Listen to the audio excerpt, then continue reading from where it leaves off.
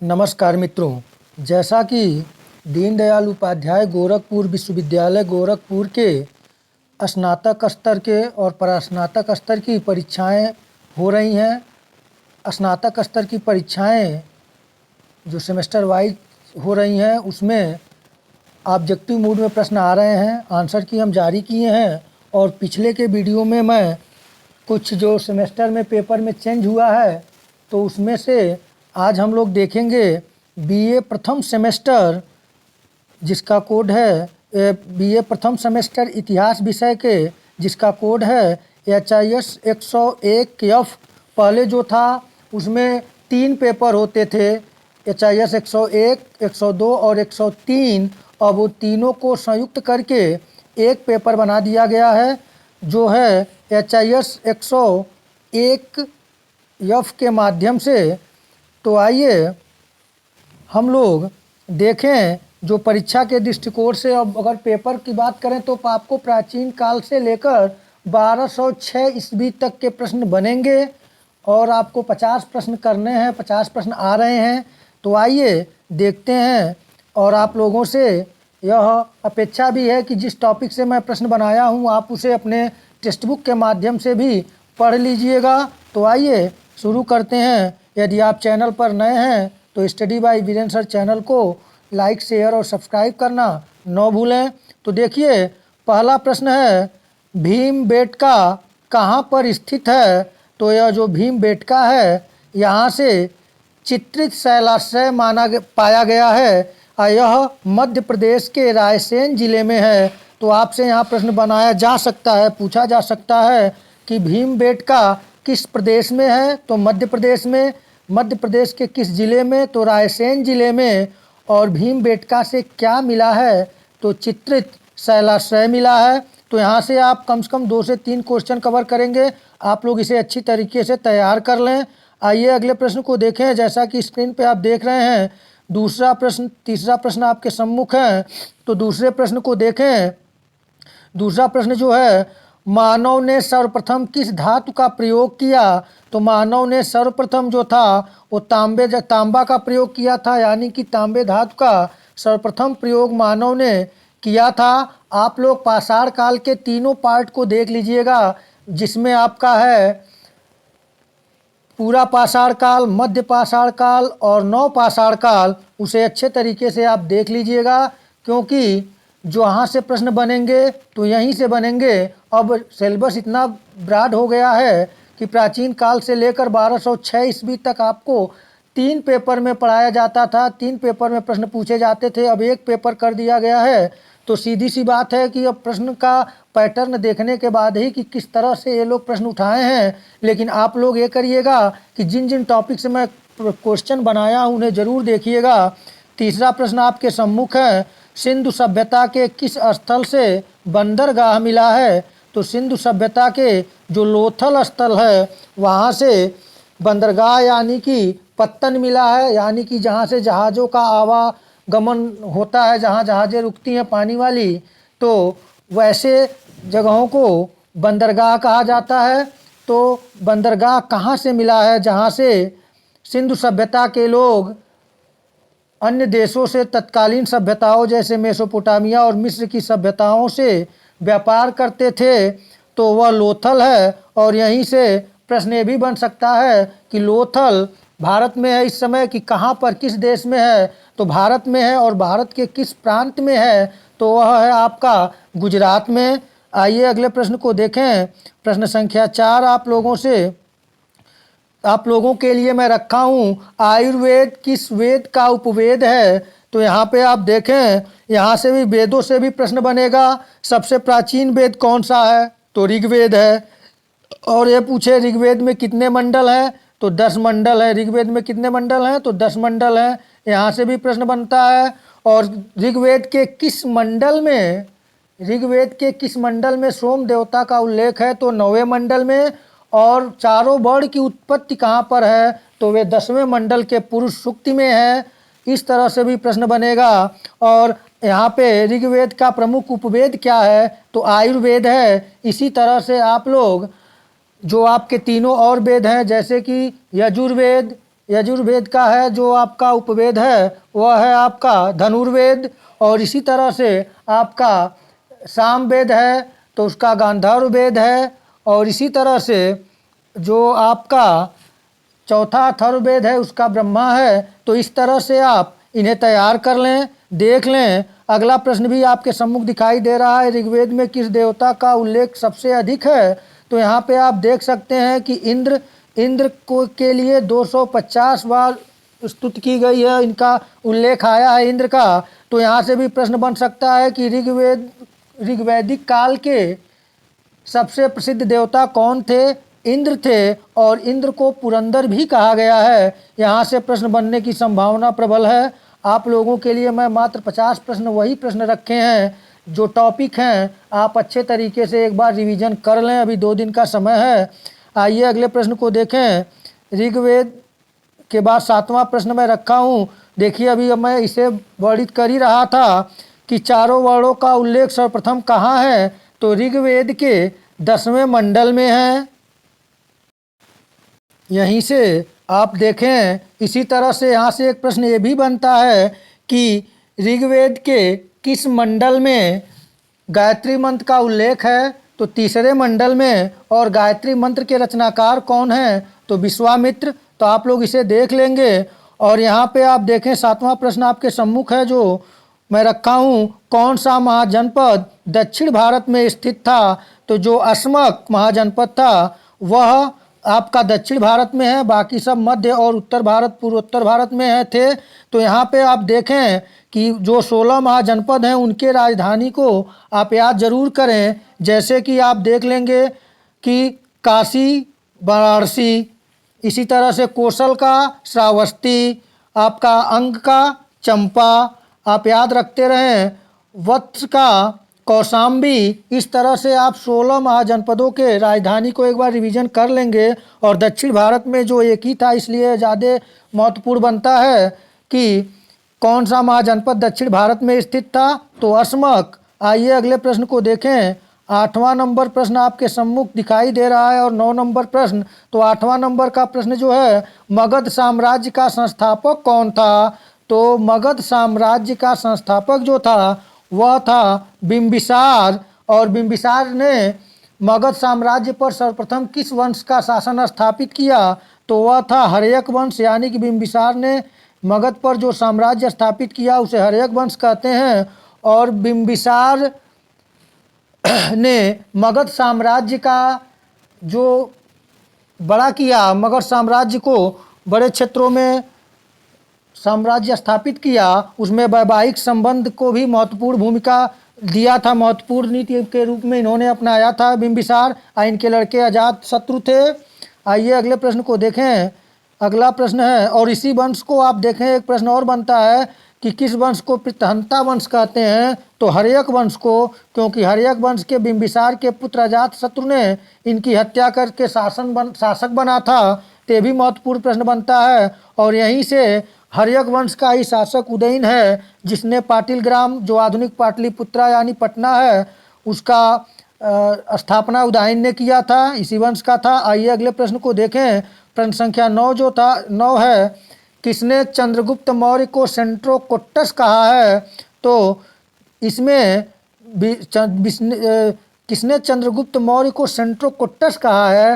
ये प्रश्न नहीं, ऐसा नहीं है कि सेंट्रोकोट्टस जो कहा है जस्टिन ने कहा है, लेकिन यहाँ पे देखें कि जो विलियम जोन्स हैं ये क्या किए थे कि इन्होंने सेंट्रोकोट्टस की पहचान किए थे चंद्रगुप्त मौर्य के रूप में। तो यहाँ से आप देख लें कि अगर प्रश्न जो पूछा गया किसने चंद्रगुप्त मौर्य को सेंट्रोकोट्टस कहा तो जस्टिन ने, लेकिन अगर वो यूनानी इतिहासकार है, लेखक है, और विलियम जोन्स जो कि 1784 में ईस्वी में एशियाटिक सोसाइटी ऑफ बंगाल की स्थापना किए थे, तो विलियम जोन्स ने सर्वप्रथम जो सेंट्रोकोट्टस यूनानी इतिहासकारों ने लिखा था उसकी तुलना इन्होंने बताया कि वह सेंट्रोकोट्टस जो है वह चंद्रगुप्त मौर्य ही है और कोई दूसरा नहीं है। तो इसे आप समझ लें कि किसने सेंट्रोकोट्टस से तुलना से बताया कि सेंट्रोकोट्टस जो है वही चंद्रगुप्त है, तो इसने वह बताया विलियम जोन्स ने। आइए अगले प्रश्न को देखें कि 10 नंबर प्रश्न आप लोगों के सम्मुख है। सुदर्शन झील का निर्माण किसने करवाया था? तो सुदर्शन झील का निर्माण चंद्रगुप्त मौर्य ने करवाया था। तो चंद्रगुप्त मौर्य जानते ही हैं कि मौर्य साम्राज्य का संस्थापक था और चंद्रगुप्त मौर्य के जो गुरु थे वे विष्णुगुप्त, चाणक्य, कौटिल्य, उनका 3 नाम था। तो यहाँ से देख लें और यहाँ पे ये भी देखें कि किस शासक ने अपने अंतिम समय में जैन धर्म को स्वीकार कर लिया। तो चंद्रगुप्त मौर्य थे और किसके प्रभाव में आकर, तो भद्रबाहु के प्रभाव में आकर इन्होंने अपने को जैन धर्म को समर्पित कर दिया और इन्होंने संलेखना विधि, जो कि अन्न जल उपवास के द्वारा प्राण को त्यागने की विधि जो रखी गई है जैन धर्म में, उसे संलेखना कहते हैं। तो संलेखना के माध्यम से चंद्रगुप्त मौर्य ने अपने प्राणों की आहुति दिया था। आइए अगले प्रश्न को देखें। प्रश्न संख्या 11 है, देवा नाम प्रिय किस शासक की उपाधि थी? तो सम्राट अशोक की उपाधि थी देवा नाम प्रिय, और कहीं कहीं यह नाम मिलता है प्रियदर्शी। तो यहाँ पे आप देखें प्रियदर्शी किसका उपनाम था? तो अशोक का। देवा नाम प्रिय किसका था? तो अशोक का। और आप जानते हैं कि अशोक सम्राट जो था वह कलिंग का प्रसिद्ध युद्ध लड़ा था 261 ईसा पूर्व में, और उसने कलिंग में भीषण रक्तपात कराया जिससे इसको विजय प्राप्त हो चुकी मिली। और उस भीषण रक्तपात से अशोक का हृदय परिवर्तन हो गया। उसने भेरी घोष यानी कि युद्ध नीति को त्याग कर धम्म घोष यानी कि सर्वधर्म संभाव की नीति अपनाकर और जनता के कल्याण के लिए अनेक कार्य किए और अपने आदेशों को लिखवाए, शिलालेखों का निर्माण किए। और भारत में सबसे प्राचीन अगर शिलालेख किसी का मिला है तो सम्राट अशोक का ही मिला है। अगला प्रश्न आपके सम्मुख है, 11 नंबर प्रश्न जो है कि अशोक के शिलालेख को सर्वप्रथम किसने पढ़ा? तो यह प्रश्न बार बार परीक्षा में पूछा जाता है। तो जेम्स प्रिंसेप ने सर्वप्रथम देखा, सर्वप्रथम अशोक के शिलालेख को किसने देखा आदि प्रश्न बनता है। तो टी पैंथेलर ने देखा था। और इसे पढ़ा किसने सर्वप्रथम? तो जेम्स प्रिंसेप ने। और कब पढ़ा? तो 1837 ईस्वी में। तो आप लोग इसे तैयार कर लें। आइए अगले प्रश्न को देखें। यहाँ प्रश्न थोड़ा डबल हो गया है, कोई बात नहीं, और पीडीएफ बनाते समय आपका रिवीजन भी हो जाएगा। आप लोग इसका आंसर कमेंट के माध्यम से देंगे। मैं 2 प्रश्न रख रहा हूँ जल्दी जल्दी। देवानाम प्रिय किस शासक की उपाधि थी? आप देख भी रहे हैं आंसर। और 12वां नंबर, अशोक के शिलालेख को सर्वप्रथम किसने पढ़ा और कब पढ़ा? आप कमेंट के माध्यम से इसकी सूचना दीजिए। 13 नंबर प्रश्न है, इंडिया पुस्तक की रचना किसने किया? तो इंडिका पुस्तक की रचना मेगस्थनीज ने किया था। आप जानते हैं, अगर प्रश्न ये भी बन सकता है कि मेगस्थनीज किसके दरबार में भारत आया था? तो चंद्रगुप्त मौर्य के दरबार में भारत आया था। और प्रश्न ये भी बन सकता है कि मेगस्थनीज कहाँ से आया था? तो यह यूनान से आया था और इसके जो मेगस्थनीज को भेजा था वो सेलुकस निकेटर ने भेजा था। और सेलुकस निकेटर और किसके मध्य युद्ध हुआ था? तो इतिहासकारों का मानना है कि 305 ईसा पूर्व में चंद्रगुप्त मौर्य और सिकंदर के सेनापति सेलुकस निकेटर के मध्य युद्ध हुआ था, जिसमें चंद्रगुप्त मौर्य की विजय हुई थी। और चंद्रगुप्त मौर्य से प्रभावित होकर सेलुकस निकेटर ने अपनी पुत्री कार्नेलिया या हेलेना, दोनों नाम आता है तो आप लोग तैयार कर लेंगे, कार्नेलिया और हेलना का विवाह चंद्रगुप्त मौर्य से कर दिया। तो इस प्रकार से आप देख लेंगे। और उसने 4 प्रांत भी दिया था, हेरात, मकरान, काबुल, कांधार। ये 4 प्रांत जो था एक तरह से देखें तो चंद्रगुप्त मौर्य को दहेज के रूप में मिला था। और चंद्रगुप्त मौर्य ने प्रसन्न होकर अपने ससुर को 500 हाथियाँ भेंट किया था। तो आप लोग इसे देख लेंगे, तैयार कर लेंगे। प्रश्न संख्या 14 है आपके सम्मुख, मौर्य वंश का अंतिम शासक कौन था? तो मौर्य वंश का अंतिम शासक जो था वह बृहद्रथ था। और बृहद्रथ की हत्या किसने किया? तो बृहद्रथ की हत्या पुष्यमित्र शुंग ने किया था। और उसने अंतिम सम्राट बृहद्रथ की हत्या करके शुंग वंश की नींव डाली। आइए अगले प्रश्न को देखें। प्रश्न संख्या 15 है, मौर्य वंश के पश्चात किस वंश का शासन प्रारंभ हुआ? तो ये तो अभी आपको बताया शुंग वंश का। और शुंग वंश का संस्थापक कौन था? तो पुष्यमित्र शुंग था। आप लोग इसे तैयार कर लेंगे, इन टॉपिक को देख लेंगे। अब आते हैं गुप्त वंश से। प्रश्न है गुप्त वंश का संस्थापक कौन था? तो गुप्त वंश का संस्थापक जो था वो श्रीगुप्त था। और यहाँ से भी प्रश्न गुप्त वंश से को आप अच्छे तरीके से देख लेंगे, मौर्य वंश को देख लेंगे, क्योंकि यहाँ से प्रश्न आने ही आने हैं। महत्वपूर्ण प्रश्न यहाँ से बनते हैं, क्योंकि यहाँ से भारतीय राजनीति को एक नई दिशा मिलती है। भारतीय में राष्ट्रीयता की भावना थोड़ा पनपती है, लेकिन आधुनिक रूप में नहीं। भावनात्मक स्वरूप जो था वह कहीं न कहीं धार्मिक बना ही रहा। तो यहाँ पे अगर यह प्रश्न बने गुप्त वंश का संस्थापक कौन था, तो वह श्रीगुप्त था। अगर यह प्रश्न बने कि गुप्त वंश का प्रथम प्रतापी शासक कौन था, तो वह था चंद्रगुप्त प्रथम। तो आप लोग इसे देख लेंगे। आइए अगले प्रश्न को देखें। प्रश्न संख्या 17 है, भारत का नेपोलियन किसे कहा जाता है? तो भारत का नेपोलियन जो था सम्राट समुद्रगुप्त को कहा जाता है। तो यहाँ से प्रश्न एक मन में आता है कि किसने समुद्रगुप्त को भारत का नेपोलियन कहा? तो यह जो विसेंट स्मिथ महोदय थे, उन्होंने देखा कि भारत में एक ऐसा शासक है कि जो कभी पराजित नहीं हुआ।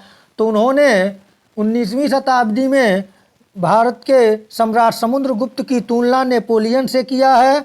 आइए अगले यहाँ से समुद्रगुप्त से कई प्रश्न बनते हैं, क्योंकि सम्राट समुद्रगुप्त संगीत प्रेमी थे। और इनके सिक्कों पर इनको बीड़ा बजाते हुए दर्शाया गया है। तो यहाँ से भी प्रश्न बार बार परीक्षा में पूछे जाते हैं, तो आप लोग इसे तैयार कर लेंगे, क्योंकि एक इनका प्रशस्ति लेख भी है जिसे हरिशेर ने लिखा है। इनके दरबारी जो थे वो हरिशेर थे। तो यहाँ से भी बार बार प्रश्न बनता है प्रयाग प्रशस्ति लेख के लेखक कौन है? तो हरिशेर हैं। इस तरह से प्रश्न बार बार बनता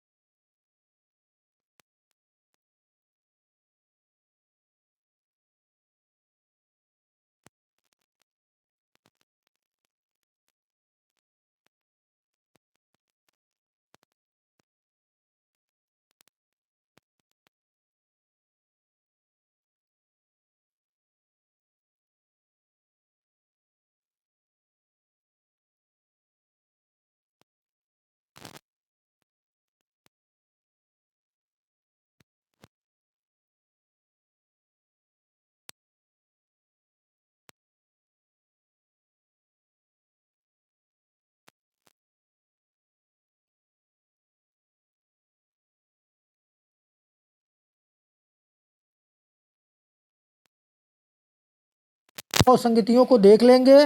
प्रश्न संख्या 46 पूछा मैं रखा हूँ आपके लिए, गुप्त स्वर्ण मुद्रा को क्या कहा जाता था? तो गुप्त स्वर्ण मुद्रा को दिनार कहा जाता था। इसे भी आप लोग तैयार कर लें। और गुप्त साम्राज्य के विषय में आप अच्छे तरीके से पढ़ लेंगे। इसे प्राचीन भारत का स्वर्ण काल भी कहा जाता है और इसमें मंदिरों का अधिक निर्माण कराया गया और इस समय ब्राह्मण धर्म की फिर उद्भव हुआ, आगे बढ़ा, यानी कि सब वैष्णव वैष्णव के उपासक थे। तो आप लोग इसे अच्छे तरीके से तैयार कर लेंगे।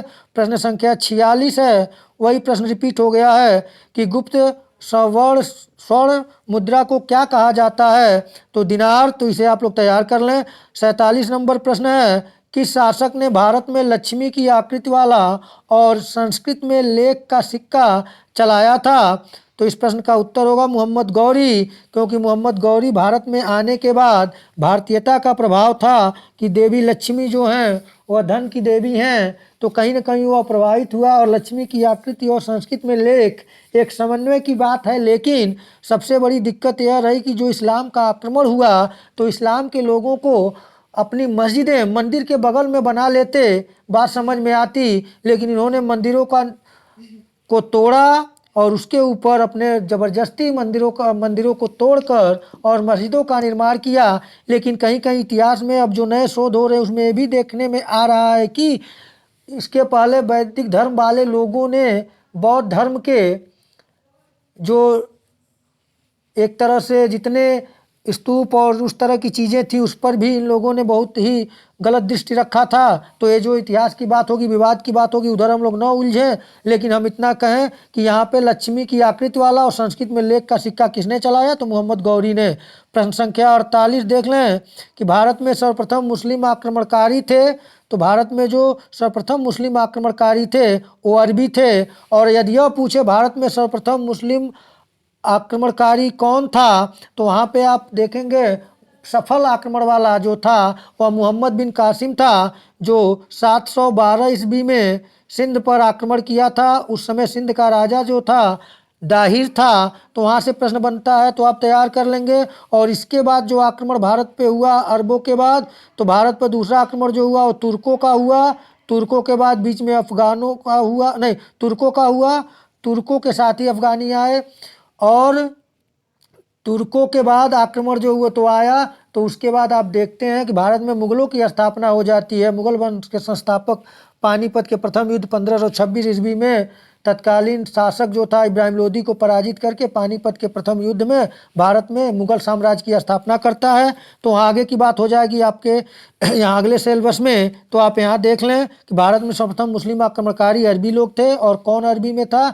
तो सबसे पहले मोहम्मद बिन कासिम ने कहाँ पर किया? तो सिंध में। सिंध का राजा कौन था? तो दाहिर। प्रश्न संख्या 49 है, बोध वृक्ष को किसने कटवा दिया?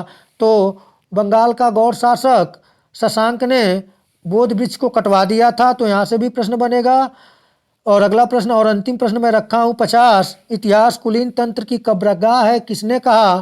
तो यह प्रसिद्ध ऐतिहासिक समाजशास्त्री पैरेटो का स्टेटमेंट है कि इतिहास कुलीन तंत्र की कब्रगाह है जिसे वह स्वयं खोदते हैं। तो ये पैरेटो का है। तो मित्रों आप लोग अपनी तैयारी अच्छे तरीके से कर लें। यथासंभव जितना प्रयास हो सका मैं अपनी व्याख्या से देने का प्रयास किया।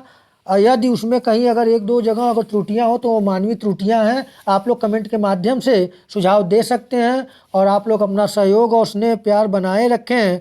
हमारे चैनल को study by Virendra sir like share और सब्सक्राइब के माध्यम से। और यथासंभव समय समय में मैं प्रयास करूंगा कि आपकी समस्याओं से संबंधित जो आपका कमेंट आएंगे मैं उसे भरसक प्रयास करूंगा कि आप संतुष्ट हो सकें। तो मित्रों आप लोगों का पेपर अच्छा हो, आप इन टॉपिकों को अच्छे तरीके से तैयार कर लें, आपके अच्छे नंबर आएँ। आपको बहुत अच्छे नंबरों की शुभकामनाओं के साथ नमस्कार।